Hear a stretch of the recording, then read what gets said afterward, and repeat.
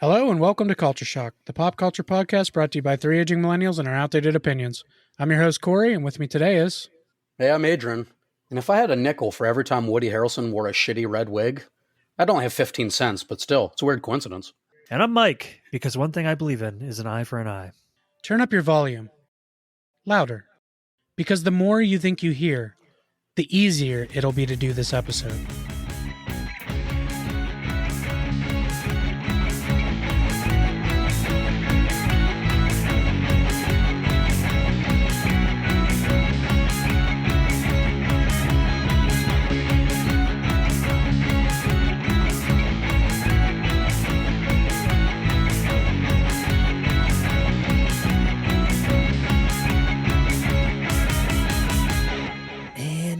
And Mike it is. Mike it is. Hey, you know what? Speaking of music, by the time this episode comes out, my cover song that I did with Ben, friend of the podcast, and the guy who's done our theme music, should be available on all streaming platforms, all the major ones anyway.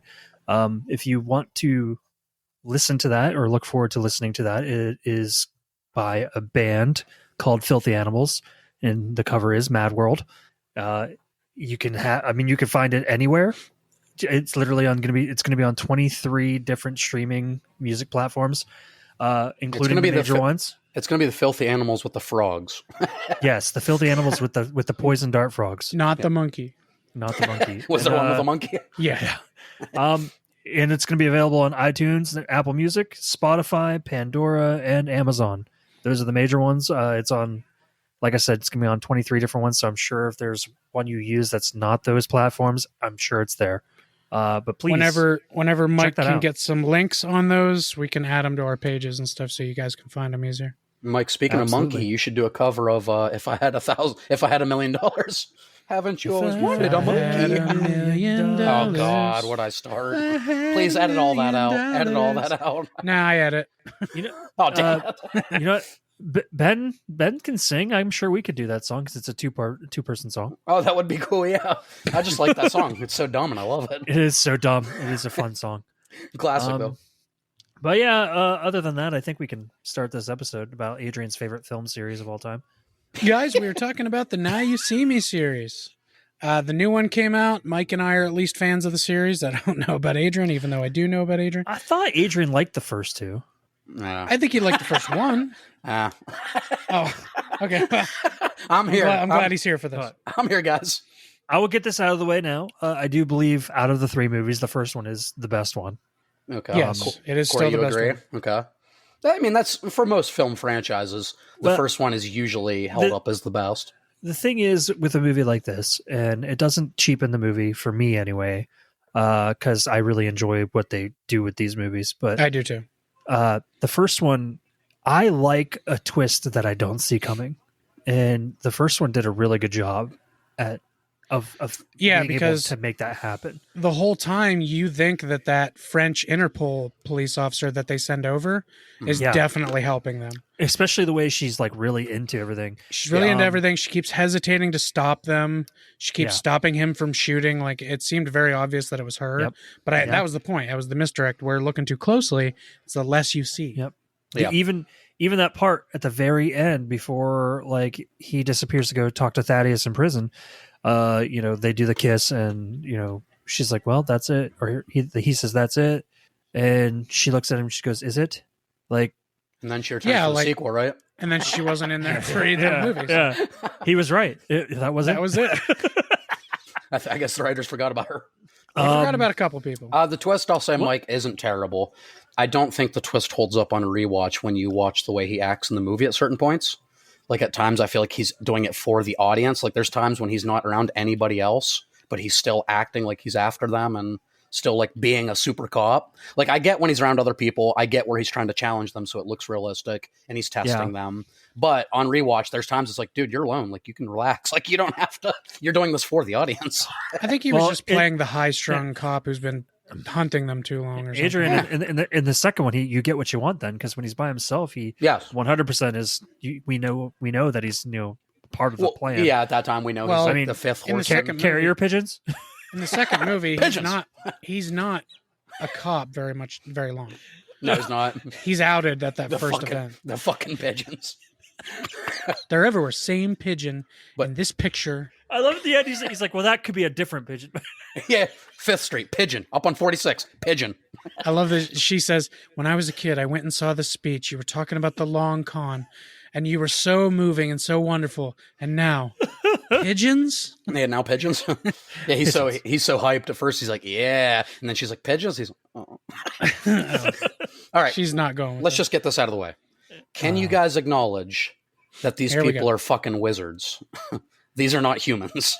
These are sorcerers, right? There are a couple of things that would be completely impossible, yes. that are Yes, yeah, 100%. Some are implausible, some are impossible. That's the beauty of the eye. I am Yes. thinking Yeah, that those are some high. of this is supposed to be real magic. They say that. Yeah, Yeah. It's not all illusions. There I- are times that it's real magic. yeah, but through the first 2 movies, I just feel like there's inconsistencies where they need to pick a lane because sometimes they want you to believe Who's it is Elaine? all. She's a character in Seinfeld. No, that's Oh, that's Lulu. Yeah, that's Yeah. Not Elaine. Lulu. Lizzie Kaplan. Or Yeah. no, she's a. Yeah. I can't remember what's her No. name. Is that her Oh, name? Lula. Lula. Lula. Lululemon? I was yeah, it's Lula. No, but Lula. there's like I wish they would pick a lane and just acknowledge that either these are fucking space wizards, like fucking Woody Harrelson with his Jedi mind tricks. He's the biggest wizard of them all. He can stand in front of a truck and like move his eyes, and the guy's like, "That's not how hypnosis works. It's just not." It is with You don't him. know. Yeah, you don't know. But no, it's not. I watched magicians break these movies down, and there's a lot of stuff they said's legit because a lot of this stuff is based on reality, just maybe a little exaggerated. I oh, don't yeah, think. because Hollywood. I yeah. honestly think there was some kind of like hidden meaning behind them having special powers. Okay, if it is, I don't think it's been thoroughly explained. It was And not it's thoroughly not. explained, Okay. but It's I think not. you were supposed to get it in context of the eye being real magic. That's fair. I think you were supposed to get that, but they didn't explain it to you. They didn't Yeah, hold your hand. for someone like me, I would have liked to seen just Robin Hood thieves that use Yeah. deception and stuff, or I Oh, would well, then have liked them just to acknowledge that these people are otherworldly and they can do unnatural shit. If they pick a lane, I'm happier with it. But because they don't, and like half of it's supposed to be taken this way, half it's supposed to, you don't know which way it's going. To me, it kind of takes something away from the experience. While I understand your gripe, I'm not going to say that you don't. Your argument doesn't have merit. Mhm. No pun intended. Merit. I don't It's the like name of the the idea. I don't like the Oh. idea of it being like Robin Hood esque because, and they're just really clever ways of them doing it.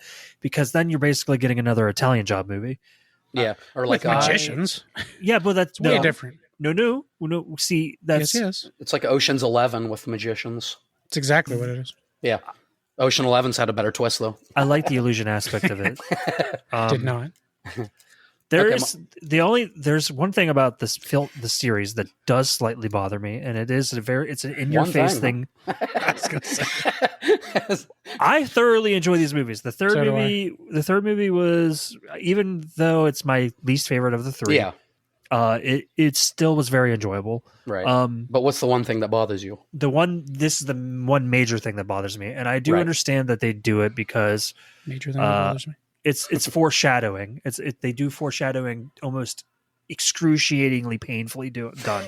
Yeah, Like in the third movie, Adrian, I know you don't care if anything gets ruined. They just literally say what you got to say. they literally show this thing of a guy catching the bullet with his teeth, like the magic trick of doing That's that. happened. Yeah, And but they show it, and then the two guys look at each other and they're all like, "Oh, look at that!" And then they walk away from it.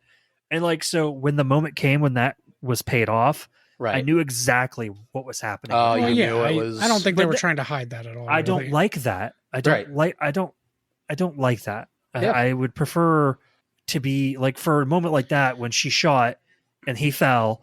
I was like, well, he's clearly not dead. Mike would want more of a Pam Mike. Voorhees in Friday the 13th. They have to also cater to the people who don't know the bullet catch is a thing. I know catch. we know that, My daddy catched a but there are people out there that don't know that back in the day, bullet catch was a trick. Yeah, They have to kind of show it. They were hoping that it was such a subtle showing that you'd forget by the time Well, that that's- happened. That's what I mean. As these movies progress, like the first movie was really good at being subtle. Right. The second movie was okay, and then the third movie was not good at being subtle with it. So the subtlety's kind of lost throughout the trilogy for you? Yeah. Yes. It's more like in the your first face. movie. The first movie they show in the magic shop in Macau. That's the second one. It's the second one. That's the second movie. So anyway, maybe that then in the second movie there's that magic shop in Macau where it shows the water dripping upwards. Oh, right, for the rain setup. Yeah, and then like I realized this watch through. Oh my god, that's what he's doing. Right, with the rain setup there. That's the magic store. Yeah. I didn't catch that the first time I watched that. Movie. So like, I like that. Like, I don't like catching shit the first time I watch a movie. Like, oh my god, they're doing this. That's why they did that. Like, you want to see it like on rewatches and be like, oh, okay, now that makes sense. On rewatches, I want to be like, oh, that's where that idea came from. And that's the magic shop where Morgan Freeman goes in the sarcophagus and disappears. Yeah, it isn't fucking what's his name? What's Thaddeus Bradley? Mark Ruffalo. Isn't Mark Ruffalo supposed to be like a really good magician? So like either he would know that Morgan Freeman did some funky shit and he's still in there, or wouldn't he just like try to get into it and like teleport to the same place? Here's the thing. Dylan was so blinded by his hatred for Thaddeus Bradley. Is Dylan Mark Ruffalo? Yes. Okay. That I believe that he did not foresee any possible way that Thaddeus Bradley could be somebody that could do a magic trick like that. Like, but I mean, he was known as. I mean, he was a failed magician. But he was like known as a magician. He was the guy that was fake debunking all magic. Yeah. He was actually the leader behind the Eye. He was, yeah. The Eye of Saruman. Oh, yeah, much better movie. Well, thank you, please, for saying that. I will never slander my boys. No, the first movie, I think, for the most part, the first movie can mostly be believable. And I understand these aren't meant to be Christopher Nolan movies. I know if you shut off your brain, it's like, there's some entertainment. I'm not going to lie and say there's no entertainment here, but it's dumb as hell. It's dumb as hell. It's kind of a joke I had, though. Do you think Isla Fisher's character is doing the Hugh Jackman thing when she dies in the tank with the piranhas? Do you think that's a clone of her?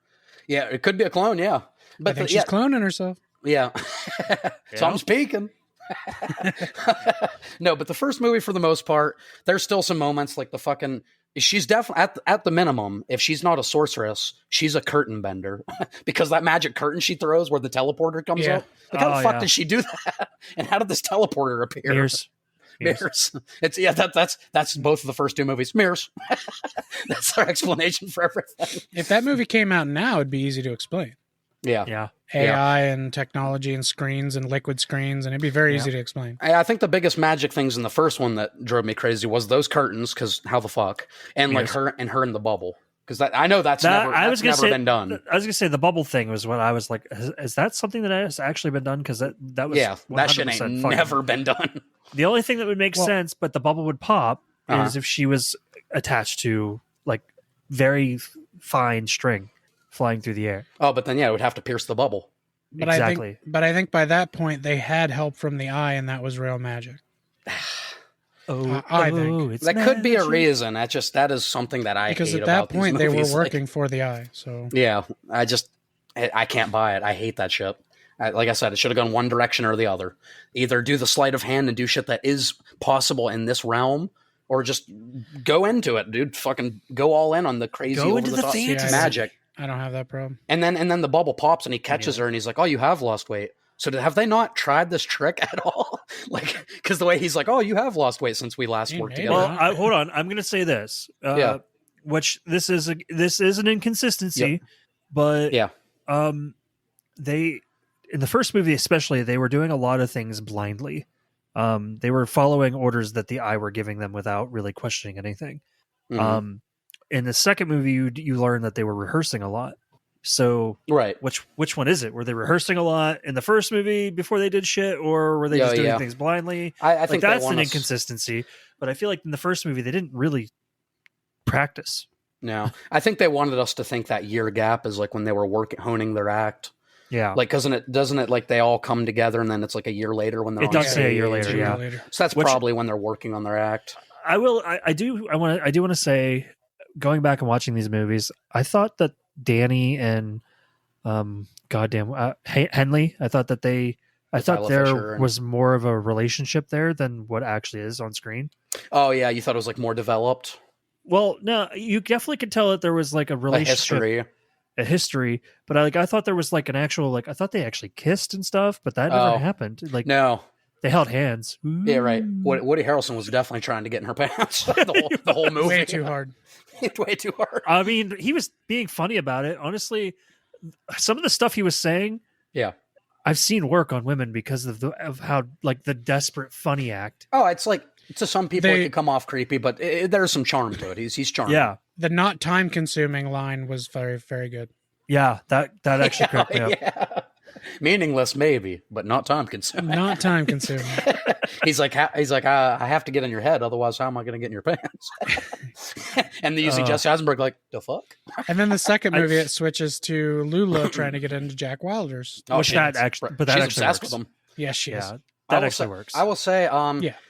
Even though she feels more like a quippy character, like she was definitely in there for comedic relief. I liked her character more. I than liked her Isla more Fisher's. than exactly. I agree. Yeah. I just think in general, Lizzie Kaplan's a better actress. She's funny. I think in that setting, especially, I think Lizzie Kaplan works a lot better in these movies. I think she has more of a range, which is why Adrian. This is going to spoil something. She's forever Janice, though.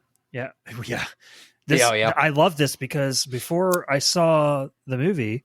I remember looking up the credits for this movie, and Lizzie Kaplan was not in the credits. Mark Ruffalo was not in the credits, and both of them do appear in the third movie. And actually, Lizzie Kaplan has not a big role, but she's an important role in the movie. Okay, and Isla Fisher's back in the third one, right? Isla Fisher's back. She's like the main four horsemen are back, and then we got 3 new young kids, which a lot of things fucking do that. Yeah, I've heard of that. I've heard this part. Tell me the replacements. How are they? They're not replacements. What are they? They're just like additions? They're part of their additions. Now, they're part by of the end of it, they're like the 8 horsemen or 9 horsemen. Oh, Jesus. Yeah, they're all like so. It's Avengers Endgame. Kinda, yeah. Horsemen assemble. I do love horses. I will say, out of the 3 of them, I definitely liked 2 of the 3. Okay. I really only liked 1 until the twist at the end. Then I was like, oh, okay. I kind of dig that. You didn't like Justice Smith's character when he was like the bumbling behind the scenes guy? I thought it was hilarious. He's kind of, I don't know. He was just there. That was his role. I know. That's why. That was his role. That's why I liked his character a lot better with the twist, because then that made me appreciate everything he was doing before that. I think Adrian will hate the twist. I liked. I liked the girl. She was enjoyable. Ariana Greenblatt. Yeah. I didn't care for the new age Danny. Adrian, the new age Danny is played by Dominic Sessa from The Holdovers. Oh, okay. And he's basically just the same character. Oh, really? Kind of a cocky asshole. It's really annoying because where Jesse Eisenberg does it so well. Yeah, he's just an asshole. Yeah, he's just an like asshole. Jesse Eisenberg does it with that nerd flair. Dominic Sessa's just a dick. Why would we do that? It's like no comedy to his voice. Like, why would we do that? It's like, okay. Yeah, it was. So overall, I didn't hate the additions. I didn't hate Sasso's character. I just wasn't I wasn't a fan. Like, it was just like, he could have been in or out of the movie. I don't want to face. His name was Bosco in the movie. Bosco, that's right. They made fun of his name. It was fun. Yeah.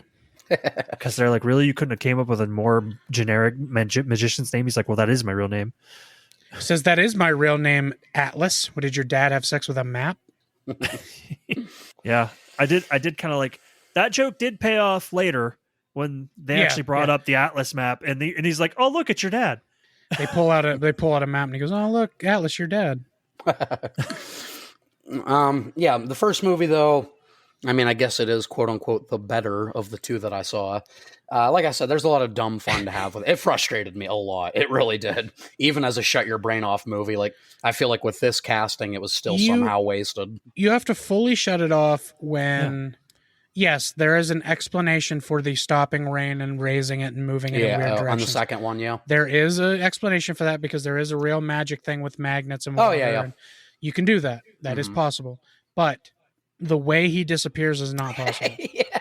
What? I was going to talk about that. There's no trap door there. He just disappears. Just falls into the water. Now, it's a cool exit. Badass nice. If it happened in real life.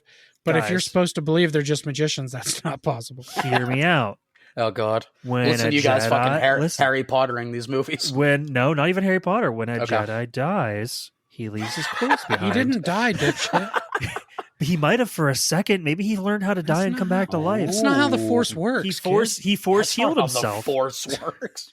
These movies could take place in the Star Wars universe, so that makes sense. Not only him, but then Jack Wilder's exit with the cards also is not possible. Yeah, they said they literally had to pause the movie for like 3 frames to like completely remove them to make it more believable. But like, what the fuck? There's nowhere he could have gone. There's a trapdoor in the back where he was doing the final lady. Right. That's believable. That's there was no way he ran to that. Now I do have a question. Is it? Can you legitimately throw cards like that and actually like cut somebody? Yep.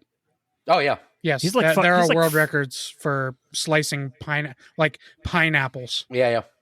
He's like fucking Gambit. Dave Franco did training. He's pretty good with throwing cards. Yes, all the stuff he's doing in the movies, like the flipping the cards to his other hand, to his mouth and sucking it, he really did all that. The only time it's not real is that ridiculous scene that we all know is ridiculous. Come on. The pat down, the pat. I love that scene, though. Yeah. I hated that scene That's so one much. of the things to me that's like a little... There are many times Here's the thing. where there are many times where the pat down gets past the arm and they could just leave it in the arm. Yeah. They didn't need to keep throwing it and putting it through their clothes. That was for some extra pizzazz. The only complaint I might have about that scene is it's too long. Yeah, it's way too long. Yeah, they do 2 separate pat downs. Yeah, and Real Magician... I think actually there was 3. Like 3 rounds of some of them, pat downs. some of them got patted down at least 3 or 4 times. I just mean like there's once, then he sees the trick. Yeah. And then they read, okay, do your final pat downs. Then they do a full another round of pat downs. But you realize that guy only did that because he was testing them, because he also is part of the eye. By the end of it, you find out he's in the eye. I do love that part, because he's like, I know where I've seen you guys before. Yeah. But bro, they're like protecting this fucking chip that has like everybody's data on it. Like, wouldn't they have a single camera in that room to see them throwing that card? I just imagine the cameraman just saying like seeing them throwing cards. They're like, that's weird. Yeah, Mr. Potter, they're down here gambling it down here. What do you want me to do? Now, I will say, in that same magician video, the magicians did say all of those throws are possible except 2. The first one, where Dave Franco throws it behind his back and it curves around, they said cannot be done. That is impossible. No. And then when Jesse Eisenberg puts it down his sleeve and he's like shifting it down his arm and then through to the other one, there's like, no, you cannot do that. With a bungee string, you can do that, but which they did show that. They showed that with Merritt. They showed that with her. Yeah. Like the bouncing one can be done, like that they do through the red light. And stuff. I've done that one. Yeah, that stuff actually, can be done. Little lore about me. I'm actually really good at throwing cards. I used to do it for my kids, and I used to knock stuff off shelves, and like I'm actually really good at that. And I've done the bounce throw, so I know that's possible. Yeah, so it's not. I'm not saying every throw they do is ridiculously unrealistic. Like you said, Corey, it just goes on way too fucking long to the point where I'm like, one of these throws are gonna get messed up eventually. Because Dave Franco is the only professional. Like that. Woody Harrelson's doing it for like a year, and I love how Dave Franco's like, it's impressive actually how you haven't gotten any better in a year. And then they do show the montage of all of them doing it. He's teaching them, but there's no way they would have gotten that good. I do believe, and this is when I was watching with Amber, I said to her, I was like, I think the only 2 people that are good at throwing cards and messing around with cards are Danny, which is Jesse Eisenberg's character, and Dave. Yeah. Or, in this Jack Wild, because, you do see in the beginning of the very first movie, Atlas is fucking around with the cards like really cleverly too. Right. So he knows how to make card tricks and stuff look really fancy. So I would assume he's pretty good at throwing them as well. To be fair, card handling and card shuffling and card flipping is like 101 for most magicians. Yeah. So they're all going to know some of that. But I mean, they did establish the fact that Woody Harrelson still sucked at the beginning. I know of the movie. that they did. And that was with a year of training. My point is, Mike saying the only 2 they showed. Oh, okay. That doesn't mean they're the only 2 that knew how to do it. Yeah, I just think if you would have had that scene between Dave Franco, Jesse Eisenberg, and maybe Woody Harrelson because he was training, I would have liked that a little bit more. But because everybody was doing it, I'm like, come on here. We're supposed to assume that Atlas is kind of like a jack of all trades when it comes to the magic industry. Like he's supposed to be the leader. Like this most awesome fucking magician. Which one's Atlas? Eisenberg. It's Jesse Eisenberg. Oh, okay, right. It was nice for the third movie seeing him come back because he has been kind of blacklisted in Hollywood ever since Batman versus Superman. Yeah. He definitely hasn't been getting the roles that. Yeah, I wouldn't say blacklisted, but he definitely isn't getting roles. He's definitely not getting the roles that he should be getting because he is a phenomenal actor. But it's almost Thanksgiving. He'll get roles. Yeah, but he didn't get like Brendan Fraser. We'll all get roles. We will. And the funny part is Jesse Eisenberg's character in the third movie is almost like desperate to be needed. So like it's almost like he was just kind of like that. Like he's like, please put me in this movie. And then he just kind of kept acting like that. Yeah, I think he was pretty excited that when they announced Now You See Me 3 because I don't know if it was hard to get the others to come back for it, but I'm sure Eisenberg was like, yes, let's do it. Right. I'm so down. I'm pretty sure they all had a good time on those movies. Oh, I've seen some interviews with them all. They all had a good time talking about it. They all did press junkets together. They went on talk shows together. I think they had a good time. Well, you guys can tell me, is Morgan Freeman or Michael Caine in the third one? Morgan Freeman of them are. Okay. Yeah. Morgan Freeman is. I mean, guys. Did you not look at my name? Wait, where is it? Oh, Morgan Dead. Oh, I think I might know what happened to his character. He doesn't die. He definitely doesn't. They never show a body. Oh, God. No, they didn't do that, did they?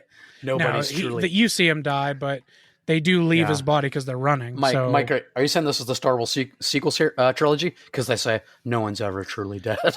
You know what I was expecting to happen? The whole movie, I was waiting for it. Emperor Snoke. They talk about in the first two movies that Lionel Shrike died, but they never had a body. Yeah, actually I was waiting for that too. The whole movie, I was like, when is he going to show up? And then fucking Dylan Shrike doesn't even show up until the very end. Until the very end. In a hologram. Yeah, it's not even actually there. It's just a hologram. I felt like maybe the big Adrian, to make you happy, that hologram does tell them, "Oh, you thought you were done. You're just starting." Oh my God! There's gonna be a fourth one, baby. They're back, huh? The Horsemen are fucking back, baby. They're back. As Bo Burnham said, they'll stop beating the dead horse when it stops shitting out money. That's right. And guess who's going to go see the fourth one in theaters? Bo Burnham. Corey. Me and Corey. Maybe by the time that one comes out, I'll see the third one. Wow. Maybe. We'll have to, because we're going to do an episode on the fourth one. I love that Adrian being sick got him out of seeing this one, and he probably won't now.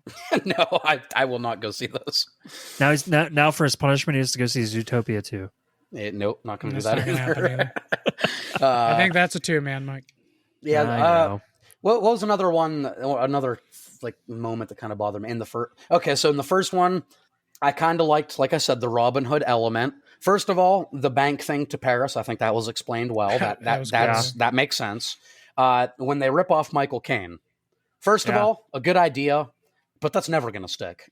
Like the bank isn't just going to let all those people keep that money. He'll get his money. He'll get all of his money back. Well, yeah, because banks are insured. Yeah, exactly. And first of all, like they would have had to go through and get every single person's. Like I know they had this year to set up this heist, so maybe they did that in this time. But they would have to get every single person's banking information. And I think they did. I think that was part of it. They did. Yeah, because they knew their stuff. And in the second movie, when they finally get to the I house, they see how much planning there was. Yeah. Well, I think there was a whole team of people getting them that information. They must have pre-sold these tickets then, because they say, is that what they did? They cut these remember tickets. They said that everybody was there was denied. He says you were an insurance claim. You were not chosen by accident. You were all carefully picked. Okay, they made sure those people got the tickets. Yeah. Yep. Okay. Yeah. I didn't really like the brain inception they did for the first guy to like get him to come to Vegas. I felt like, I don't know, like you flip a chip in front of a guy's face and he's like, I should go to Vegas. If you do there is studies about like if you do enough things to put it in somebody's brain, it actually does happen. Yeah, I know. It's Pavlov's dog. There's a way to manipulate people, but a couple times flipping a coin is not going to get a guy to go to Vegas. He was hypnotized first before he was hypnotized also, but oh yeah, the Woody Harrelson Jedi mind tricks. Well, yeah. That does not bother me. I don't know why. I did like that in the second movie. When he looks through the truck and doesn't even talk to the guy, that doesn't bother you when the guy falls asleep. He does nothing but furrow his eyebrow, and the guy's like, and Morgan Freeman's like, well, they're not the strongest of mind. That's the explanation. He does nothing to hypnotize that guy. That. Yeah, it's when he picks up, he has like the security. It's like when they're taking the truck of money. He has like the security thing on and he lifts the helmet and he looks at the guy and the guy's in the security truck and he falls asleep. And then like Isla Fisher stabs the guy in the leg with like the needle. Like the driver just falls asleep because he looks at him. This is just look at you guys trying to explain this. No, I don't remember that. I know what he's talking about now. This is just me shooting, but maybe that guy was also hypnotized and had a trigger of just seeing somebody look at him like that. I don't fucking know. Yeah. That's the only thing that would make sense. Woody Harrelson also did hypnotize the guy to do the Beethoven's Fifth in the room right before that. Oh yeah, he turned them into sleeper cells. These guys may have. That's possible. Actually, I've watched that happen. No, I know that, but they didn't set it up at all in that movie when the guy falls asleep. It's so dumb. Then they'd just be over explaining again. You'd be pissed about that. But that's not how hypnosis works. You can't just fucking force. Okay. You can't just look at a guy. These movies, Adrian, were not rooted in reality. You have to get out of that. But it's Hollywood. But they brought in David Copperfield, and they brought in real, fucking hypnotists. I'm not saying yes. At least respect the magicians. The story in these movies is that those guys were also extra special. That they weren't just illusionists. Is it established that David Copperfield in this world is a real sorcerer? When they go into the eye house, his stuff's there. His stuff is there. I don't think that's. I think you're reading too far into it. That's paper thin to me. That's crazy that you think every Woody Harrelson hypnotism in these movies is like legitimate. Like you could do all those.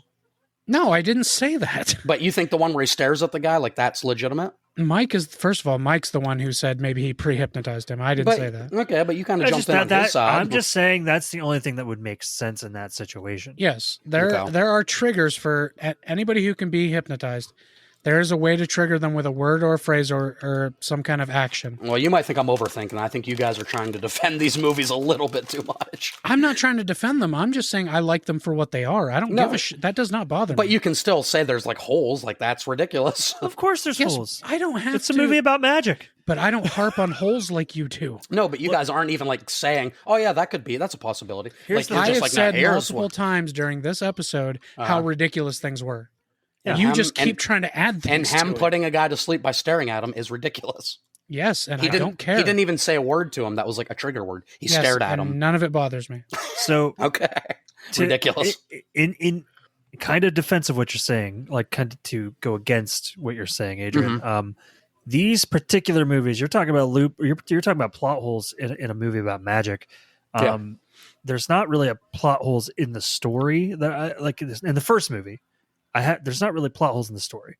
Plot holes in a story bother me more than like you're talking about things that don't add up magic wise. And I'm just like, it's magic. Well, that's the worst part of these movies for me is when they perform the magic. The other stuff I'm okay with. The magic gets so ridiculous that I'm like, wow.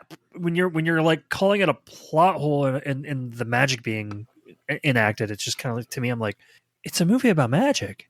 Well, they took themselves a little more seriously than I think people say. Just these kind of movies are like, oh, just dismiss it. It's they're meant to be like campy. Put on your suspenders. You have to disbelief. You have to put on the biggest suspenders of disbelief for these movies, like the biggest pair. But hey, if you get more enjoyment out of it than I do, that's great. I think I was laughing out loud at some of the magic in these movies, like not the comedic moments. They're magic. I was having a great time laughing.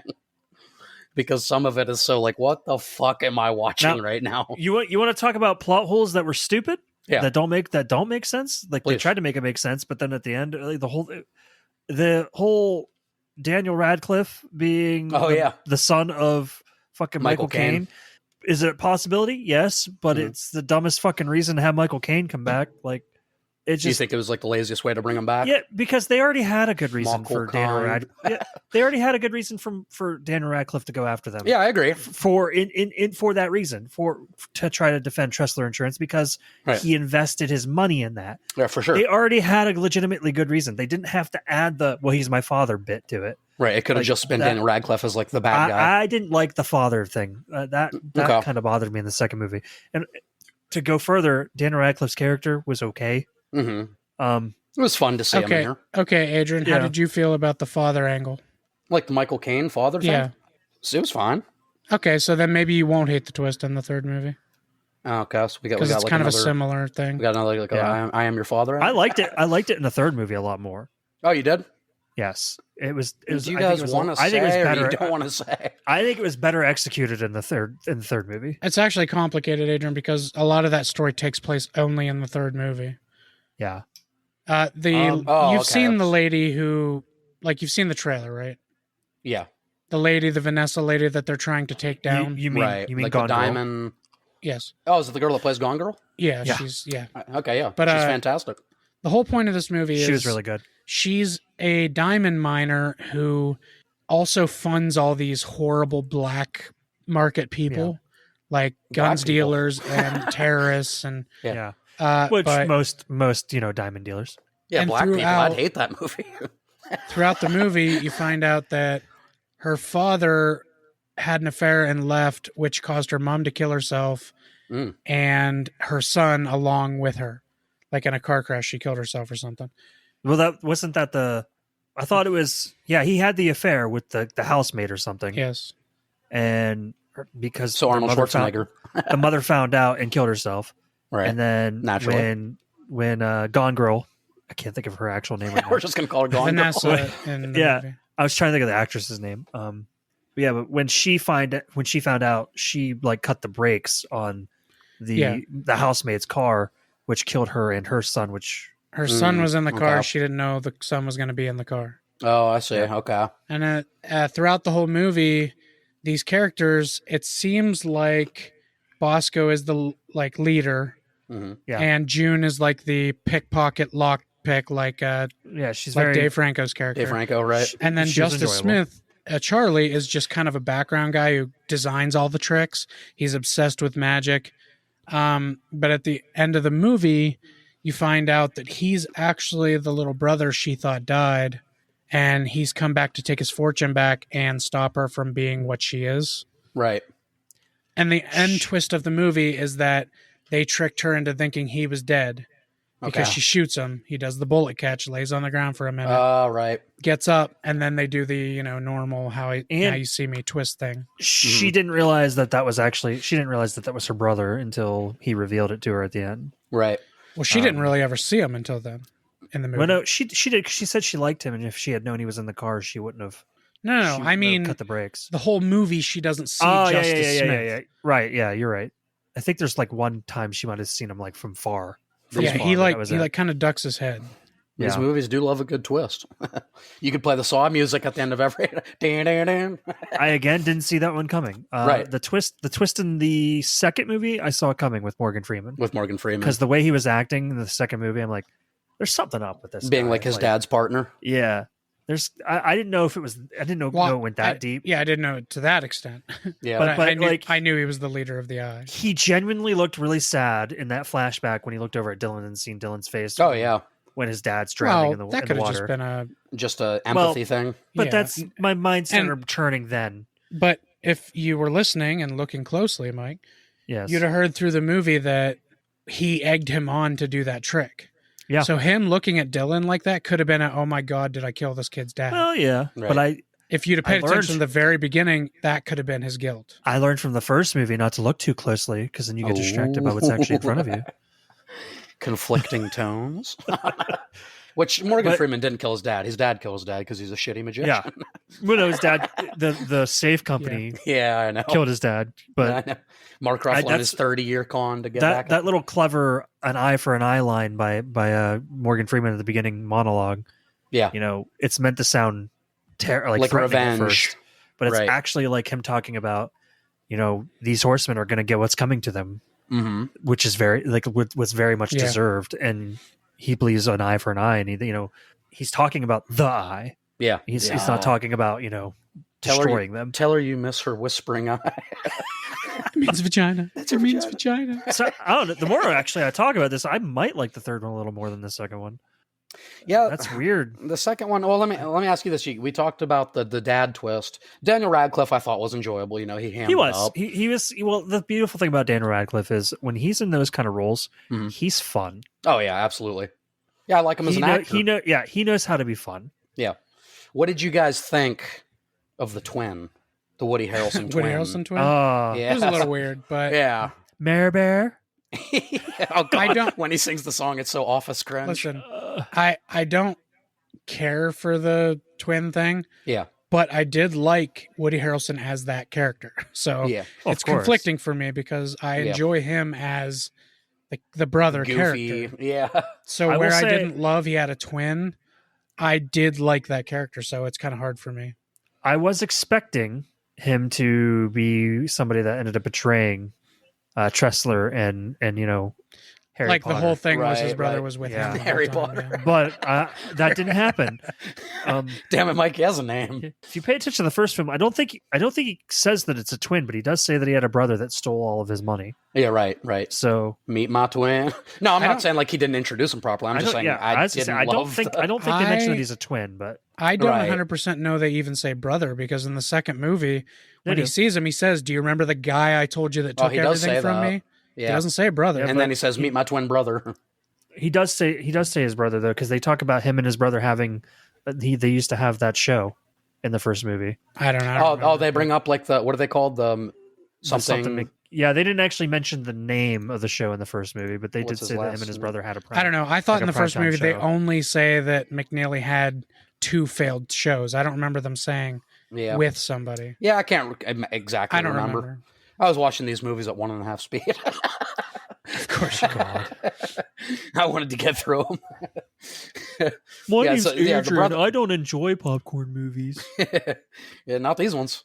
The brother character I felt like could have been left out. The only thing he really did for the movie is like he found out where their final magic trick was going to be. I feel like there's another way you could have done that and left this performance out of the movie. Yeah. His little spinning pizza box thing, I fucking hated. I love that's the only part of his little thing that that you I really liked. loved Jeez, when it Mike, said, you and I when are it- two no, different people. No, at that part where he's doing it to Mark Ruffalo. Oh, and he's like, asleep, that doesn't work on me. And he's like, that doesn't work. But he's like, but it does work enough for a distraction. And Yeah, he's yeah. fucking knocked in the back of that. Well, I like that. I like that one better than the pizza box one. No, that's the umbrella, right? Yeah. No, and the when- umbrella's different. No, the umbrella's different. No, he like comes The to umbrella's the Mark Ruffalo one. he comes That's to his the one brother. I'm talking about. He comes to his brother's door That's like not to the one deliver. Adrian's talking Yeah, about. yeah, he does the pizza one with the Yeah, because to the door. he has the hat down and the Yeah. red hair. It's so obvious. It's like that's his brother. I'm not saying Woody Harrelson would know that because he hasn't seen him in a long time. But just as an audience member, I'm like, well, that's his fucking brother. But yeah, Well, and I they have that conversation in the bar about him getting hair transplants. So obviously Yeah. he didn't look like that. Yeah, he's like, he delivered me a za. Just Hasenberg's like, za pizza. he's like, Using 2016 lingo. I like the umbrella one with Mark Ruffalo because that one. Oh, I like actually that one was better. funny. Yeah. But that's probably the only bad McKinley character scene I liked. All the like the Clark or Yeah, whatever his yeah, brother's 'cause- name was. Because you got the good McKinley and you got the bad McKinley. I don't remember his brother's name is either. I just know I know their last name's McKinley. Yeah. There's Merritt and then there's dumbass Chad. Chase. Chase. Chase. That's Chet You Betcha. Yeah, maybe I think it was Chase. I was thinking though, like when Morgan Freeman like disappeared from the sarcophagus, you know how he like leaves the note like your move. It would have been hilarious if like Mark Ruffalo opened it early and he's like your move. He's just like looking up, like he's in the middle of writing. the No, he had that written out clearly. Oh, he definitely did. He just pulled it out of his suit. Would have been really funny is if he found like a trap door and opened it up and there's just Morgan Freeman's fucking face. curled up down there, He's like the bottom of a hideaway box. Like fucking Mad Eye man. Moody. Yeah. oh yeah. Oh man, I didn't mean that kind of box. These movies kind of were like the first Now You See Me is kind of like Goblet of Fire with everybody in their long flowing sexy hair. Oh, and then, yeah. And then in the second one they all have shaved heads like in part Oh. 5. Actually, fucking, I'm not gonna lie, Eisenberg's hair in the very first scene of Now You See Me fucking is terrible. The first one? Yeah. Yeah. His hair gets better throughout the movie, but that first fucking scene, it's the most emo fucking hairstyle I've ever seen in my life. And with that weird ass like fucking peach fuzz he's got on his face, the top. Yeah. I think he was slightly what does supposed to this be look? like a Chris Angel kind of guy. Oh, I think that's what they were going on. Well, I think that's what they were doing. He did looked not like a pull it tool. off. Does Chris Angel look like a tool? And then yes, Yeah, he okay. does. and then the second. I don't want to say anything bad about Chris Angel because he will kill me in my sleep. But, right. and Dude's then a- the he's a second legit one, wizard. the second one, he looked more like David Blaine. Yeah. Oh yeah, with the bald head. The bald Yeah, I head, think like that's the what- goatee. Almost bald head. Yeah. I think And you know that's what? they were going He for. kept the same hairstyle in the third one. He's had, Kinda. she- He's a little his head- chubbier. He doesn't have much Yeah. of a beard anymore. He was Yeah. definitely, yeah, I agree, Corey. In the third one, he definitely played a more like desperate, He did. still wanting to be in control dick. Oh yeah, for sure. Like, and the second one ends with them saying, "You got to find a protege," Right. and then Mark Ruffalo, and then Jesse Eisenberg walks in as he says that. He's the first one to come through the door, yeah. and then, is he not?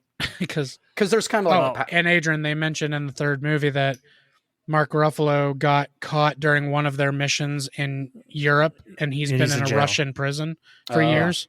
So, like, I thought, oh, there's the mention of him, so they don't have to bring him in. Yeah, because there's kind of the power dynamic in the second one of like, they're like, do you want to be the leader to Jesse Eisenberg? Which it kind of feels like he does. Which, of course, ended up being Harry Potter, Yeah, him. Of course. Jesse Eisenberg, he plays that role well. What was He's his just good at name? that. Was it Mark? No, it's I can't. It's a weird name. Whose character? Daniel Radcliffe's character. Harry Potter. In the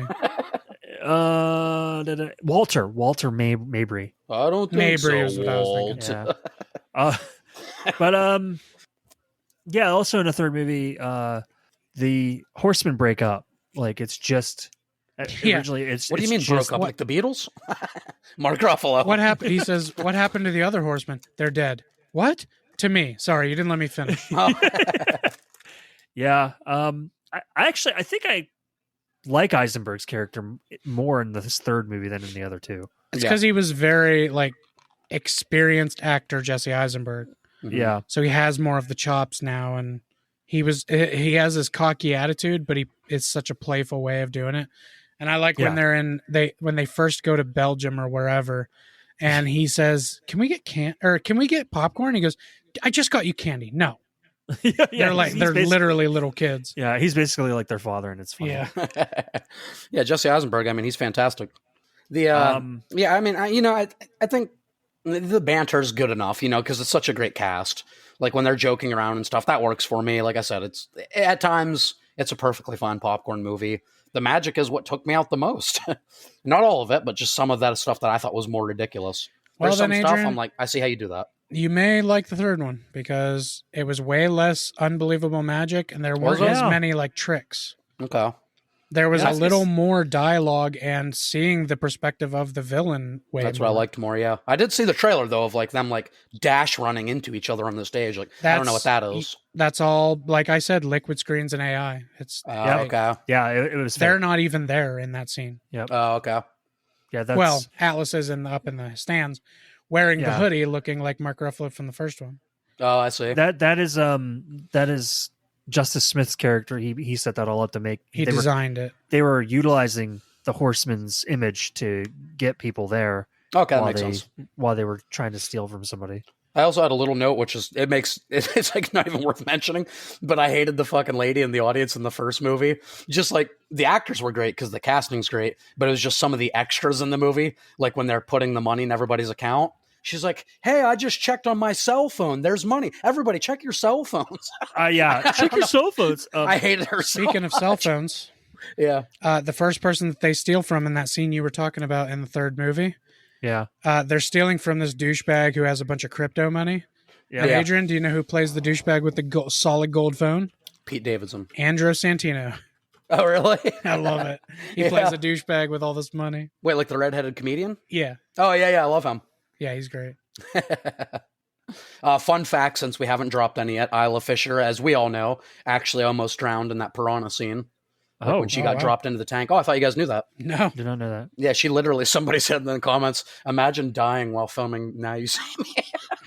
That was somebody like me that didn't like the movie. So. God I will tell you, the reason Isla Fisher didn't do the second movie was because she was pregnant. Oh, really? Yeah. How did they bring her back in the third one? She's come. They didn't kill her off. Well, no. So she just comes. They bring them all back. Yeah. Out of their cushy lives because they need them to do something. The reason she wasn't in the second one is because her and Danny had a relationship that didn't go well, so she left him. Right. Yeah, that's fair.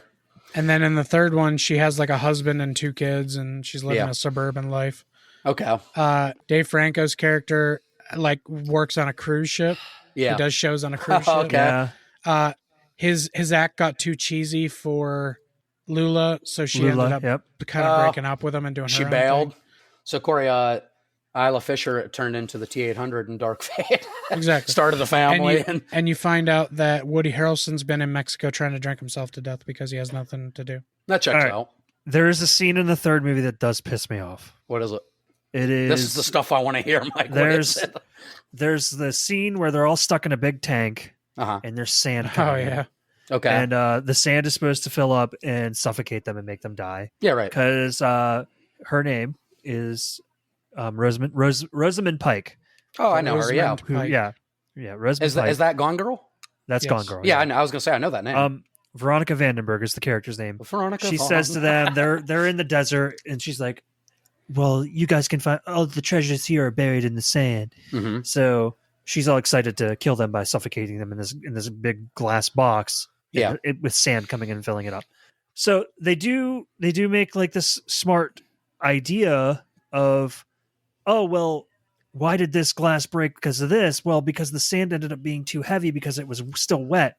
And so the glass couldn't take the weight. So it couldn't take the weight. So they found a way to get up through the bars. Right. This is all at this point it still all makes sense. So you're gonna hear what pisses me off about this in a second. So far it's checking out.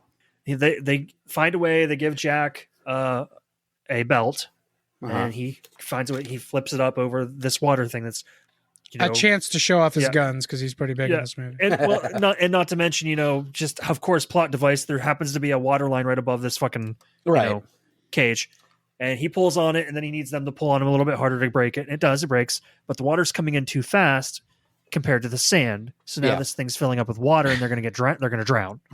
Which is, again, whatever. Okay. Well, they're like, oh, what do we do? What do we do? And I'm like, I got reminded of this because of Isla Fisher being married in this movie. She's got this big diamond rock on her hand. Yeah. And they're like, oh, diamonds can cut glass. Oh, no. So she's sitting there going like this to the glass the entire time to crack to like, and it takes forever. They probably should have died, honestly. It takes forever. And they finally, it starts to crack. And then they all get together and they start kicking on it while she's doing it again because she had to go up for air. Mm-hmm. And then it breaks free and they all fall out. Something tells me that physically, like the physics of that doesn't make sense. Yeah. I could be wrong. I don't know enough about diamonds to dispute it. Yeah, I don't either. It really annoyed the fuck out of me. It was dumb. Mike, is that a scene I would be laughing at? Yes. I'd be in theaters while everyone's like, what the fuck's that guy's problem? I'd be like, up until she goes down to start going like this to the glass, she'd probably be like, oh my God, this is intense. Yeah, right. Like, what the fuck's going to happen? Round of applause, though, for Isla Fisher doing another water tank scene. Yeah, Jesus. After almost dying in one. Yeah, that had to be traumatizing. Yeah. So, and then she floated through a big bubble. now I'm back to thinking I like the second one more than the third one. Mike's been fluctuating. Yeah, well, I think I like the story better in the third one than I do the second one. Right. Yeah, the story's more compelling. They're actually trying to do something. There's even though what they think they're chasing kind of ends up not being the real thing they're chasing. Mm-hmm. And because they think they're chasing, like, they think her dad was like a Nazi sympathizer and like maybe even helped Hitler himself, and that was all a ruse set up by Justice Smith's character to get them in on it. Right. They basically took the plot of the first movie with Dylan trying to get revenge for his father, and rehashed it differently enough that I didn't see it the first time until just now talking about it. Yeah. But differently enough that it was fresh and welcoming. The new additions, the three new additions, I don't hate. I like two of the three, and I don't hate the third one enough for it to ruin the movie. He came around at the end. Yeah. Mm-hmm. Especially when he drives the car through the town. That was really funny. I did like the moment because he thinks he's right about everything, much like, Jesse Eisenberg's character. Yeah. Right. But he ends up being wrong a lot of times in the presence of the horsemen. Mm-hmm. And there's a scene where they're in this hallway, which if you turn a painting, it spins the whole It's like room. an upside down room, but if you turn the painting, the room starts to turn. Oh, okay. And he says, I bet it's this painting. And Jesse is, he's like, you don't know everything. And he just keeps walking away. Kind of goes around the corner. And he walks out of frame, and then the guy turns Bosco turns it, and it starts to move the room. He's like, I knew I was right. So that kind of cracked me up. Yeah. One thing that bothered me, Mike, and it's a small thing, but it's a little too convenient. Please tell me. It might bother me too. When they split up in that house to look for clues. Yeah. They split up in their groups of like the two lock picks, the two mind, that was okay because you're with your people. You had to have a scene of the similar people talking to each other, but then they all end up back in that room. They do all their magic tricks, which is fine, whatever, just trying to impress each other with stupid magic. And then when the cops rush in, they all split up in the same exact in the same exact directions, just so they could use the rooms that they discovered in their fights. That seemed too... It was a little too convenient. Yeah, too convenient. I didn't like that they paired them up with their counterparts, because, like, what if they ended up in a situation where they needed somebody else's expertise? It was poor planning on their part, but for the movie's sake, you needed the two lockpicks to go at each other, and you needed the two hardheads to talk alone. I believe the best interaction out of that whole scenario was Isla Fisher talking to Justice Smith. Yeah, because she was like getting deep with him, and do you like talking about, don't you want to be in the spotlight? Why are you always doing the behind the scenes stuff? And then she says, "Trust me, I was an assistant for too long before I stepped in the spotlight. Don't make the same mistake." Yep. She was like giving him advice why he shouldn't just be in the background. And it was ironic because they were in like a hall of mirrors. Yeah. So there was a deep, like, as the whole scene was very, it was poetic. I liked the illusion room that Jack Wilder was in with June, because they were, it's one of those rooms, Adrian, you've probably seen pictures of it, where the one side makes you look like you're getting smaller and the one side makes you look like you're getting taller because of the way the floor is. Mm-hmm. And they end up back in that room fighting these two guys, and they keep fighting back and forth, getting bigger and smaller as they're going back and forth. Okay. It's a fun kind of scene. A cool room. Yeah, that's cool. Yeah. Is there anything with Jack Wilder when he's fighting is great. Oh yeah, Dave Franco's he's good in this. He's a badass. I said something watching the second movie. I was like, he really likes tying people's hands together and then making them stuck. He does. Sorry about this, guys. I like the Rube Goldberg machine that Lizzie Kaplan does at the beginning of the second one, like her introduction. Her head gets cut off. I like at the very end, she's like, "Thank you for making me realize I am not cut out for this job." And then she's like, "I quit," and then her arm goes flying. Oh, when she's like the chef. The chef, yeah. You don't know April? You don't know Larry? I like that when she's in Atlas's apartment, Adrian, what you were talking about, and her head gets cut off, and he just keeps talking. And he's like, I saw you like 8 years ago. You were the one who pulled the, and she goes, yeah, the hat out of the rabbit. Yeah. But you can't see her. And he's like, your body double's like floppy. And yeah, and he pulls can you please come out of my couch? And then she's sipping on his fucking shake behind him. Yeah. But she like I said, I love when he's talking shit on her going to the sewer with the other two guys. He's like, there was this crazy woman. She knew everything about us and Dylan, and that's her right there. Hi guys, I'm the new horseman. Yeah, I will say she was refreshing. Yeah, she was fun.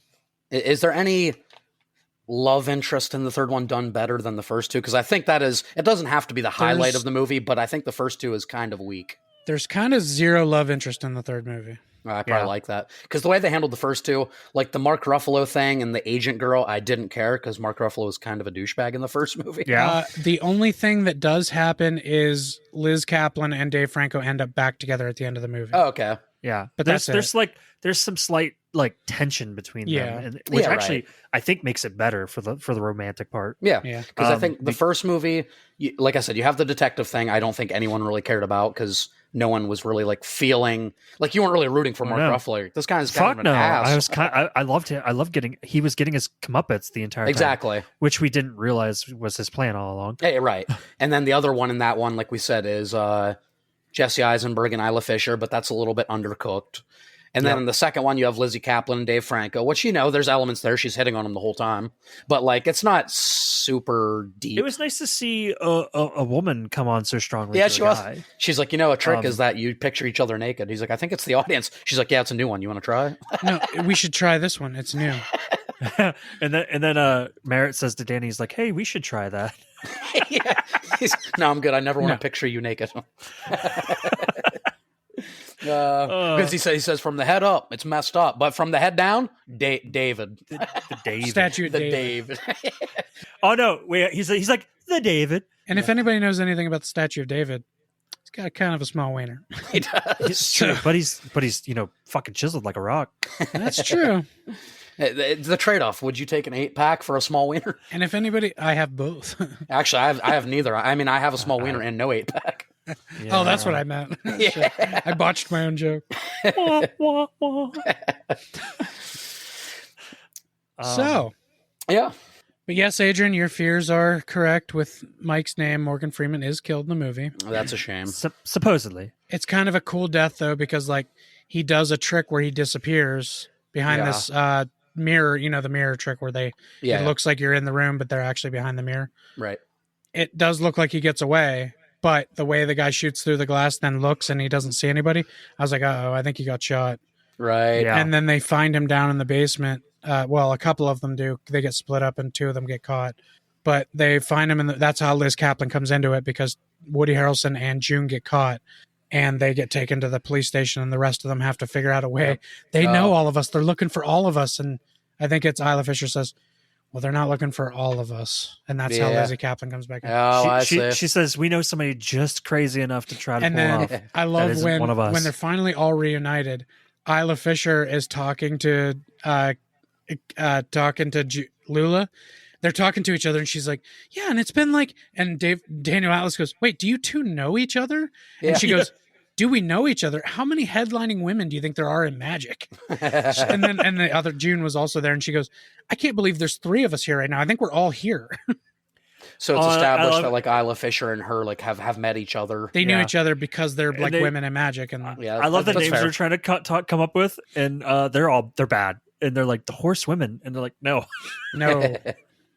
Because that sounds like they do horseborn. And then Woody Harrelson. I'd watch that. Woody Harrelson at the end of it goes, all right, horsewomen, get over here. Like he plays into it a little bit. Yeah. It's like Superman, what do they call themselves? The Justice Gang? The Justice Gang. We're not using that name. It's stupid. I love when what's his name? Element Man. When he says, I like that name. He goes, you're in. He goes, we don't have room for you. And he goes, we don't have room for you in the Justice Gang. He says, Justice Gang? That's a great name. He goes, you're in. You're in. Oh, Guy Gardner. Just because he likes the name. Okay, so the end of the first movie, you have like, obviously, the money heist they do, and they frame Morgan Freeman. Right. Or Mark Ruffalo does. They jump off the building and turn into fucking cash. I know how they did that. It makes sense. I'm not like, what the fuck is that? I get it. The second one, the ending. What did you guys think of the plane thing? The plane. I think it was actually kind of cool. Do you? I know it was all because of a hypnotizing thing that you seem to hate. Yeah, but right. I do like that. That kind of trick would work. Yeah. Like they flashed the lights on them. They got a fake driver. Yeah. Well, because I don't think they would be paying attention to where they were going. They were in a hurry. They wanted out of there. They were in a hurry. They knew if they flashed the lights, they wouldn't be able to see enough. They did end up at midnight in the Tims, like they said they were going to be. Yeah. And they did make the plane look like it was flying. I think it all worked. You think those fans are enough, though? Like when they open those doors to throw them out, that they would think they're like 10,000 feet in the air? And there are fans that would do that. Yeah, there's industrial fans. There are fans that'll do that, brother. All right, that's another one that did not work for me at all. I don't know. When their heads came up in the plane windows, I was like, what's happening right now? At first, I thought they were going to be on fucking brooms. No, I thought it was funny. I thought they were in the sky. I thought they were in the sky. Yeah, exactly. Like, what are we doing here? I will say maybe there was 4 writers on the third movie. Yeah. 2 of which are responsible for 3 Deadpool movies. Okay. There was a writer in the second one that did Clifford the Big Red Dog. Okay. Yeah, Paul Wernick and Rhett Reese were 2 of the 4 people that wrote Now You See Me, Now You Don't. Okay. No wonder they did Now You Don't as the subtitle. Finally. They finally got the title right. Yeah. They should have done Now You See Me, Now You Don't, Now You Three Me. That should have been the trilogy. It was also the director of Zombieland and Venom. Which also makes 50-50. I'm pretty sure Paul Wernick and Rhett Reese wrote for Zombieland. Adrian, would you like me to make it 50-50 again? Okay, what do you got? Also Gangster Squad and Uncharted. Okay, 50-50. All right. The director of the second one actually has one of my favorite movies of last year, Wicked. He's the director of Wicked, so. Oh, is it? John Chu, yeah. My boy's wicked smart. So Wicked. Yeah, smart. I don't know. Like I said, I do think that the story in the third one is much better than the second one. Hell, the story in the third one might be better than the first one. But I like the first one more as far as how well executed it is compared to the other 2. Story probably still, better in the third one because it actually had a story. Yeah, it had a The first one's more just fucking people over and helping the poor. Which is fun. Take from the rich, give to the poor. 100% Robin Hood, yeah. And the second one was the technology trying to rule stealing the your world. data. I did like the Adrian probably hated it because it dealt with hypnotism, but I did like when Woody Harrelson said, "My voice is your voice inside your head. Everything I say, you are going to say." So when he's going down that fucking tunnel, Yeah, and it yelling. flashes back to that guy, he's going ah. I do love that because it's like minutes since he was talking for him. Well, that's so you crazy. kind of forget that was even happening. I thought about it at one point. I was like, wait a minute, they're running and like, is that guy still hypnotized and talking? Because he still has the microphone. He is the only one still wearing the microphone. I am glad they explained the whole tunnel thing and him like putting them to sleep. Because when they came down that tunnel and they're in fucking China, all of a sudden I'm like, what the fuck? No, he explains it later. Yeah, but when you actually see it happening, you do hear the noises when they're going down, like the choo, choo, choo. Yeah, well, I didn't know that, and he put them to sleep. But that doesn't mean they're going to end up in China. Yeah, no, but I knew something was fishy with that. Like as soon as I saw that happening, anybody who, when they landed in China, said, "Well, clearly they were hypnotized to sleep." Well, no, that's not what I was thinking. Obviously, I'm like, how the fuck did they get to China? But I'm like, I'm glad they explained it. So I'm saying, because I'm like, they better explain this, or I'm gonna laugh my ass off. And they ended up in China because the director is also the director of Crazy Rich Asians. Yeah. And if you make a movie in China, it's going to sell more tickets. That's also true. One of my favorite things is the little montage photos of fucking Daniel Radcliffe putting them all in stupid poses. Yeah, it reminded me of the Horrible Bosses Jennifer Aniston pictures. It's like the end of The Hangover. Like I said, basically in Now You See Me Too, we got the Daniel Radcliffe we saw in Half-Blooded Prince when he's on that fucking Felix Alexius or whatever it's called. Alesis. Thank you. Yeah, when he's like, "Cause of the pincers," like the fucking silly, funny fucking Daniel Radcliffe. Yeah, we got him for an entire movie. He got to ham it up. Yeah, I liked Radcliffe in the movie. I thought his introduction was a little too badass with them playing what was it, the Jimi Hendrix song? As he's flipping, dude, his back's to them and the car, and then he's like, "Oh, hello." Playing with cards. I think that was the idea. It was supposed to be like a comedic moment. Oh yeah. No, it was to an extent. I do love the irony of Daniel Radcliffe playing a character that's trying to prove science is better than magic, though. Yeah, that's awesome. That was kind of funny. I think that was the idea. Yeah, I think so. They were being cheeky. Cheeky. As they would say. Cheeky they are. As Daniel Radcliffe would say, they were being cheeky. Cheeky you were taking the piss, weren't you? You take the piss. You know what? That's my son, and I'm Michael Caine. I do, and then at the end, he's like, I slept with a slew of women. You're probably not my son. He's like, what? I don't even know which bastard you are. That's fucked up, dude. I know. What? Okay, what's more fucked up? Him saying that to him, or Chase being fully okay with throwing his brother out of an airplane? Yeah, that's true. He was fully cool with it. Chase was fucked. Well, he was hypnotized to think that. He was hypnotized for it to be his idea. He was not hypnotized to be totally cool with killing his brother. From now on, throughout this podcast, every single time there's a plot device that Adrian he was hypnotized. I was like, well, they were hypnotized.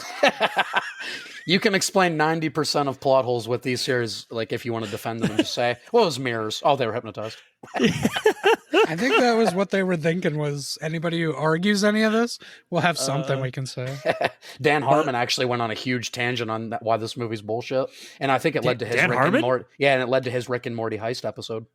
Oh, okay. Yeah. That's funny. Because he had so many issues with the first movie. It's like, have you seen this fucking movie? He actually does that with a lot of stuff. Yeah, he does. He either loves or hates something and makes it an episode. Dan Harmon's me, which is why I'm surprised I haven't watched Rick and Morty.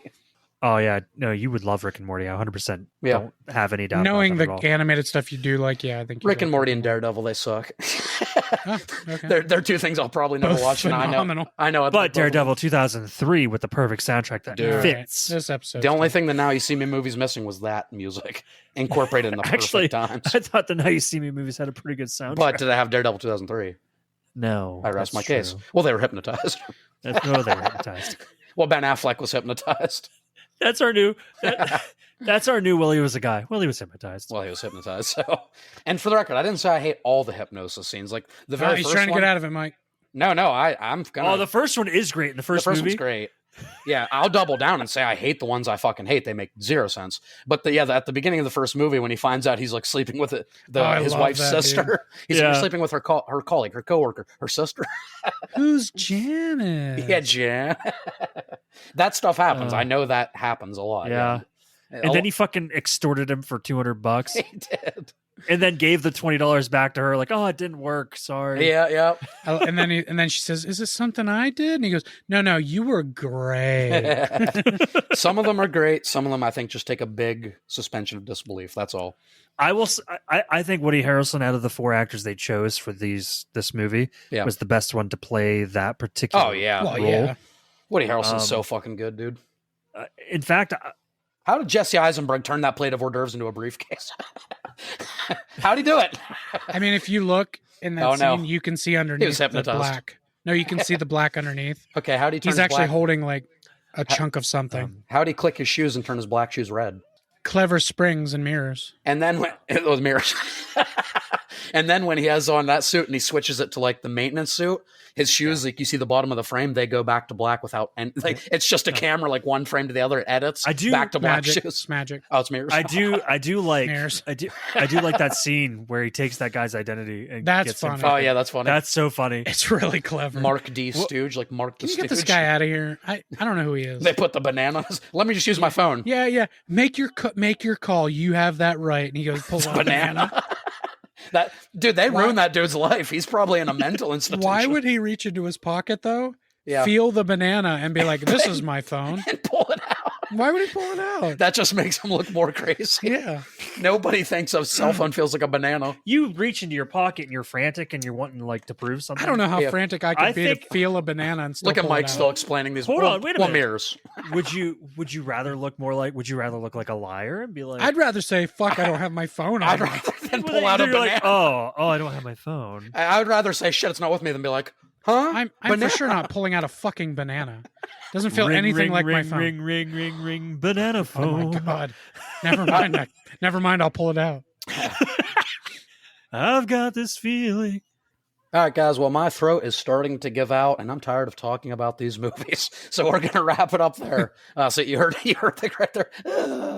I'll let Corey do all the plugs. Let you know what you thought of these movies. If Mike wants to do one more plug for his project, he can. If not, cool. But for more of my stuff, you can go check out all of my movies, reviews, rankings, tier lists, live streams I do with these two and a bunch of our other friends sometimes. My next video will probably be either Weapons, which I'm still editing, or the new Frankenstein movie, which we'll be talking about in depth. But really love that movie, so it's going to be one of my positive reviews. So be looking out for those. I'll have a tier list coming soon here, ranking all the Alien and Predator movies against each other, with Predator Badlands still being out in theaters. Definitely you all should still go see that movie. But for all that stuff and more, you can check out my YouTube channel, which is youtube.com/Baker Reviews. Baker Reviews. And Mike, if you have a plug you would like to do, or if you just want to let people know where they can go to support us in a more financial sense to keep doing this. I can actually do both, because the beauty of it all is if you come over to patreon.com/Culture Shock Podcast, for as little as $1 a month, you can help us keep the lights on over here, and you can actually listen to the song that I talked about at the beginning of this episode, because I released it for our patrons probably about a month ago, I would say. So our patrons have already heard the song. So if you would like cool bonus access to stuff like that, you could become a patron and you get some more behind the scenes things other than our behind the curtains, our blooper reels.